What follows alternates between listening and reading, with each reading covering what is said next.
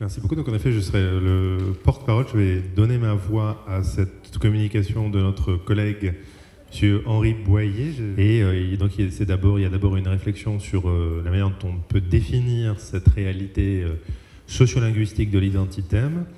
Et il réfléchit ensuite au mécanisme de ce qu'il appelle la patrimonialisation. Donc vous allez voir, la trajectoire, c'est comment est-ce qu'on passe de ce qu'il appelle un signe ethnoculturel à un identithème. Voilà, c'est la question. Donc je pense que c'est quelque chose qui peut être transposable à n'importe quelle langue et à n'importe quel univers culturel. Voilà.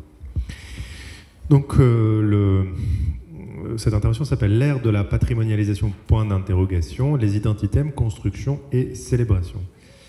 Première partie, de l'identité et de la dynamique identitaire dans les communautés, groupes et réseaux. Alors, le questionnement qui est exposé ici s'intègre à une problématique qui concerne la production de faits et de gestes d'identité dans l'ordre langagier. Phénomène qui sollicite toute l'attention du sociolinguiste, en particulier parce qu'il est révélateur de l'état d'une communauté linguistique sur le plan de son imaginaire ethno-socio-culturel. Du reste, comme le rappelle Thomas, à propos du rapport entre langue et identité, les langues assurent fondamentalement deux fonctions.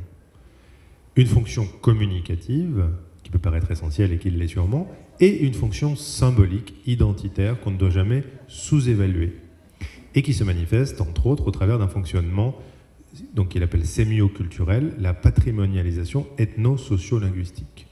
D'accord, donc on a compris que dans les deux fonctions du langage, communicative et identitaire, ce qui intéresse M. Boyer, c'est justement sa fonction identitaire, et il va analyser un certain nombre de composants du langage, dont il va faire une typologie syntaxique et morphologique, et dont il va essayer de comprendre le fonctionnement sociolinguistique. Donc le langage dans sa fonction identitaire, hein, c'est ça qui l'intéresse. Alors, je passe peut-être sur une série de réflexions un peu générales sur l'identité et les différentes manières de définir cette notion problématique, disons, sociologiquement. Toujours est-il que je passe directement à la réflexion personnelle du professeur Boyer.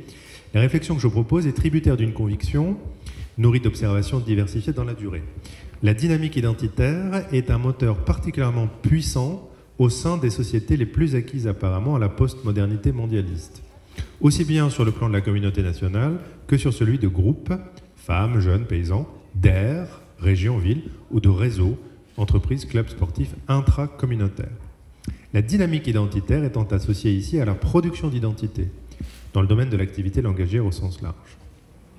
Le dispositif sémioculturel de patrimonialisation est sollicité pour développer la dynamique identitaire dans certaines conditions et sous certaines modalités.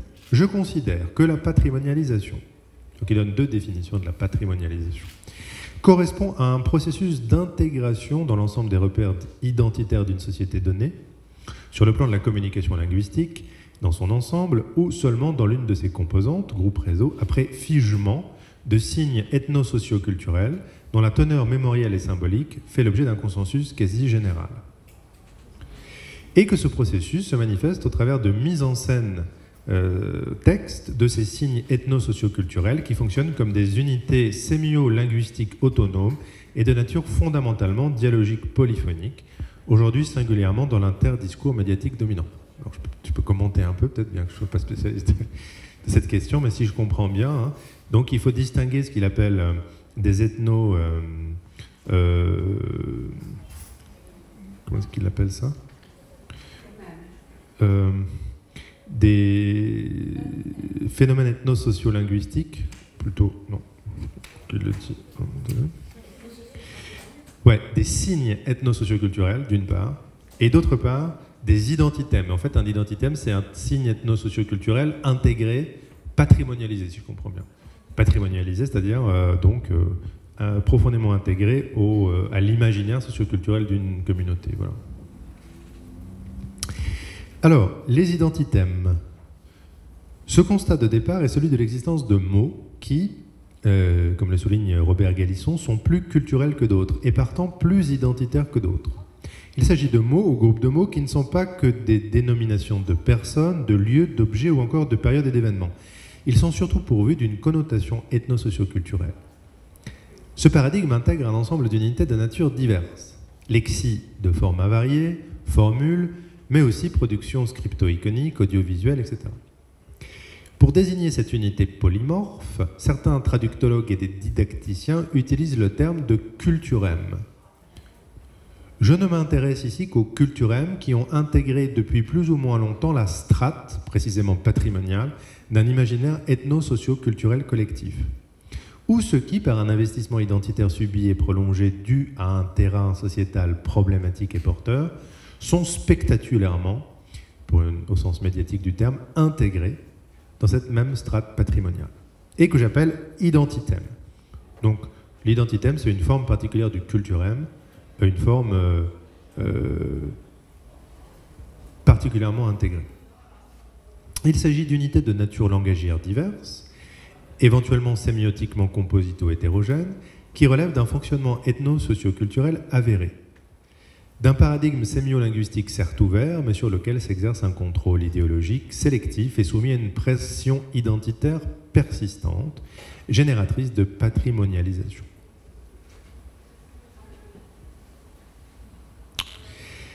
Ébauche d'une typologie des identitèmes. On peut observer deux grands ensembles d'identitèmes. D'abord, un ensemble où prennent place des noms propres, toponymes, anthroponymes, par exemple Verdun, Jean Moulin, des noms communs aussi, comme banlieue ou laïcité, des syntagmes, les 35 heures, le génie de la langue française, etc., dont la dimension représentationnelle, ethno-socio-culturelle et identitaire supplante dans l'interdiscours dominant d'une communauté, d'un groupe, d'un réseau, leur dimension désignative. Examinons le cas de 4 lexies françaises contenant des sèmes à teneur religieuse. Clocher, église, minaret, mosquée. Il est clair que mosquée et minaret sont depuis longtemps déjà dans le paysage lexico-sémantique français identifiés comme signes ethno-socio-culturels, c'est-à-dire envoyant à une certaine culture religieuse au sein de l'ère géographique arabo-musulmane. Il en va de même d'églises et de clochers qui renvoient à la tradition catholique. Certes, clocher avait acquis, semble-t-il, un statut d'identitème en relation avec une certaine idée nostalgique de la France, celle d'une France rurale, paisible, heureuse, et que célèbre la chanson, par exemple, de Charles Trenet, « Douce France ». Les flux migratoires de la deuxième moitié du XXe siècle, qui ont conduit à l'installation en France d'une importante population de religion musulmane, et la représentation que cette installation a suscitée, ont modifié le statut ethno-socio-culturel de ces lexies. L'interdiscours médiatique a contribué à accentuer leur fonctionnement dialogique et à investir d'une dimension polémique église, mosquée, clocher et minaret. Le sens des 4 unités s'est figé sur leur connotation ethno-socio-culturelle. Elles ont été soumises à une patrimonialisation continue qui en a fait des identitaires. Donc on peut récapituler les choses en disant que ces termes qui ont d'abord une valeur référentielle, enfin désignative, deviennent des signes ethno-socio-culturels, et ces signes ethno-socio-culturels, au terme d'un processus notamment médiatique de patrimonialisation, deviennent eux-mêmes, sous certains cas, des identitèmes, c'est-à-dire des noyaux durs très intégrés de signes ethno-socio-culturels. Alors, là, il y a un certain nombre d'exemples donnés par le professeur Boyer à propos justement de la valeur d'identitème de certaines lexies liées à la religion musulmane, ou au contraire, certaines lexies renvoyant à la religion chrétienne, qui sont plus là pour désigner des clochers, des églises, des minarets, etc., mais qui renvoient finalement à une certaine identité, ou musulmane ou française, étant sous-entendu que l'identité française n'est pas musulmane, ou en tout cas est catholique. Alors, un autre exemple est celui de la dimension, qui permet d'illustrer cette fois la dimension transnationale de certains identitèmes. Donc, c'est-à-dire que ça ne marche pas seulement dans une nation ou sur des frontières nationales, mais ça peut être parfois transnational. C'est l'aventure de l'antonomase passionaria. On dit en français, c'est une passionaria. Alors, cette aventure est intéressante en ce qu'elle révèle comme un continuum dans le figement représentationnel que subit la nomination du personnage politique. Alors au départ, la passionaria, c'était en effet une personne historique, Dolores Ibarruri, qui était donc une députée communiste et militante républicaine pendant la guerre civile espagnole, donc dans les années 1930. Cette dame a été l'emblème de l'engagement révolutionnaire total et fervent pour la liberté et contre les forces totalitaires, ainsi que pour l'émancipation des femmes. Il est tout aussi évident que cet emblème, servi par un charisme inédit dans le mouvement ouvrier espagnol, celui d'une militante devenue leader politique du combat contre le soulèvement militaire, et célébré à l'intérieur et à l'extérieur de l'Espagne républicaine, ne pouvait pas ne pas revêtir une dimension mythique. Ce mythe s'est vu renforcé évidemment par l'issue tragique du combat, puis l'exil massif et la répression menée par la dictature victorieuse, ainsi que par les formules qui lui sont associées. Le fameux « no pasarán », ils ne passeront pas. Cependant, pasionaria, tout en conservant le statut d'identitem, donc pour les Espagnols, ou en tout cas pour l'ère, disons, hispanophone, est devenu en définitive le stéréotype de la femme, pas forcément politique, habitée par une cause, obsédée par une conviction qu'elle cherche avec fougue à faire partager. Donc voilà un exemple d'identitem transnational. Alors, deuxième forme typologique, un ensemble où prennent place des mots ou séquences de signes qu'on peut appeler logonymes, car il s'agit, donc là il y a des sous-ensembles. Alors premièrement, il peut s'agir de séquences discursives figées, à l'origine parfois indécidables, passées à la postérité ou tout au moins ayant acquis une notoriété indiscutable. Par exemple en français, Paris vaut bien une messe, ou bien une certaine idée de la France, ou bien touche pas à mon pote. En occitan, gardarem lo Larzac, nous garderons le Larzac. En espagnol, no pasarán, ils ne passeront pas. Ce sont des logonymes qu'on peut qualifier de logonymes de discours.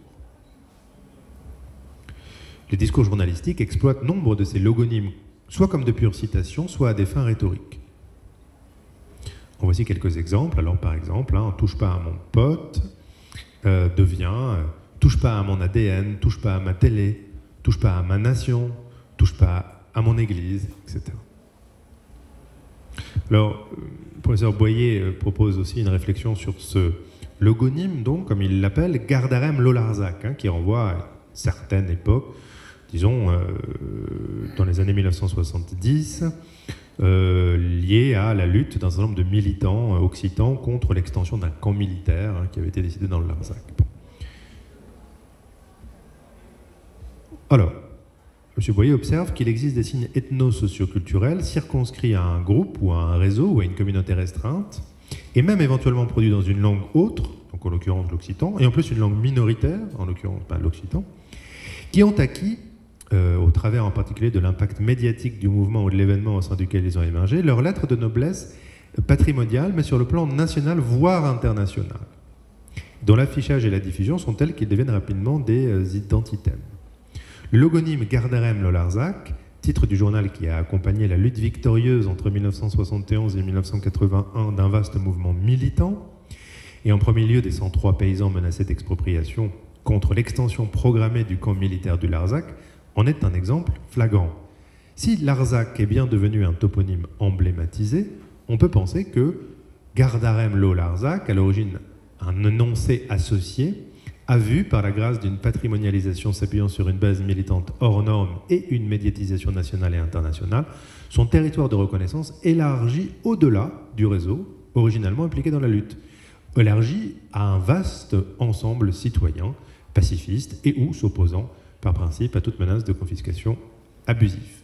Ce qui fait que Gardarem, et ensuite peu importe l'objet, le complément d'objet direct, signifie le refus, par exemple en périphérie d'un centre tout-puissant.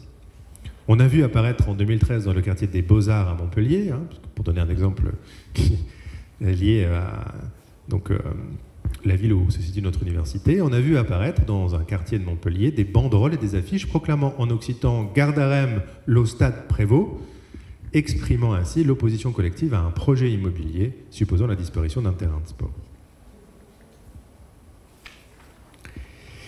Et alors ensuite, d'autres formes typologiques, des unités de langue ou d'interlectes emblématisés qu'on peut qualifier de logonymes de langue. Alors là aussi, il y a des sous-groupes dont le fonctionnement comme identitème est permanent, comme septante ou votation en français roman, ou dont le fonctionnement comme identitème est occasionnel et dépend étroitement du contexte sociolinguistique et glottopolitique. On peut prendre comme exemple l'usage institutionnel exclusif d'une des langues en concurrence dans un environnement bilingue ou diglossique plus ou moins conflictuel. Cet usage revendique alors les deux fonctions de cette langue, la fonction communicative et la fonction identitaire. Par exemple au Québec, avec le recours au seul mot « arrêt » au lieu de « stop » sur un panneau de stop, alors qu'officiellement le Québec est bilingue anglais-français. L'utilisation d'arrêt est bien un geste d'identité et c'est une manière pour les Québécois de se proclamer avant tout francophones face à l'anglophonie dominante du Canada. Donc, on met arrêt pas seulement pour dire stop, mais pour dire qu'on ne dit pas stop, mais arrêt. Donc c'est en fonction identitaire. Alors, il y a d'autres exemples donnés par le professeur Boyer, mais il faudrait des images support. Je passe à sa quatrième partie, du signe ethno-socio-culturel à l'identithème, la patrimonialisation ethno-sociolinguistique à l'œuvre. Donc là, c'est vraiment le cœur du processus sociolinguistique qui transforme un signe ethno-socio-culturel à sa forme la plus intégrée, qu'il appelle donc un identithème. En clôture provisoire de la réflexion exposée ici, sur la base de la figuration du mythe proposé par Roland Barthes, et à partir du modèle saussurien, je schématise. Ah oui, mais si vous n'avez pas la schématisation, je vais schématiser la schématisation dans ce cas. Le changement de nature sémiologique. Donc il y a un changement de nature sémiologique que suppose l'émergence du signe ethno-socio-culturel, puis celle aléatoire de l'identité. D'accord? Donc il y a deux possibilités. Ce signe ethno-socio-culturel ou culturème ne devient pas un identitème, ou bien ce signe ethno-socio-culturel devient un identitème. Alors là, le professeur Boyer insiste sur le fait que ce processus de patrimonialisation qui transforme donc le signe ethno-socio-culturel en identitème est quand même assez complexe, est aléatoire, j'imagine fonctionne à chaque fois d'une manière différente, et doit beaucoup à sa promotion médiatique. Le professeur Boyer insiste beaucoup sur le rôle des médias dans la patrimonialisation des signes ethno-socioculturels en identitème. Il précise que le signe ethno-socioculturel ne peut prétendre au statut d'identithème s'il n'est pas pris en charge par l'interdiscours dominant, principalement construit et véhiculé par les médias, lesquels sont de nos jours des instances de patrimonialisation, sélectives bien sûr, car ils sont enracinés dans un territoire, privilégiant les valeurs, les conflits, les perspectives qui organisent la réalité de ce territoire. Une fois le signe ethno-socio-culturel promu identitème, pour une durée indécidable, il convient de le rappeler, il ne reste plus qu'à organiser des célébrations au sein de la communauté, célébrations pour une large part, encore une fois médiatique, mais pas seulement, afin d'en confirmer la patrimonialisation. C'est du reste l'étendue, la fréquence et la continuité de ces célébrations qui donnent la mesure de la promotion de l'identithème et de son installation dans l'imaginaire collectif concerné. Diverses modalités de célébration des identithèmes peuvent être observées. Outre les mises en scène médiatiques de tous ordres, couverture de magazines, une de journaux, palimpsestes dans des titres de presse, discours publicitaires propagandistes, émissions de télévision, il y a bien entendu les manifestations et discours commémoratifs, officiels ou non, sans oublier les films, spectacles, publications en tout genre. Voilà, donc il n'y a pas vraiment de conclusion, mais la communication s'arrête là et nous invite à, je pense, réfléchir sur la pertinence de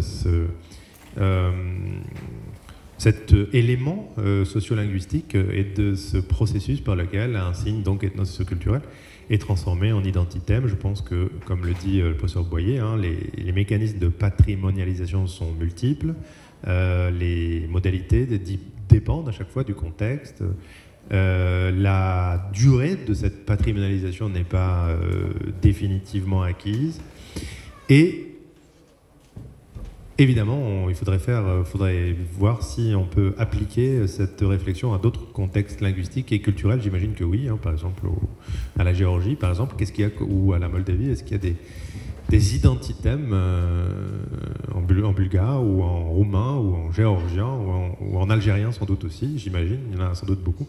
Et le rôle des médias comme instance principale, si je comprends bien, de patrimonialisation. Je crois qu'il a assez raison.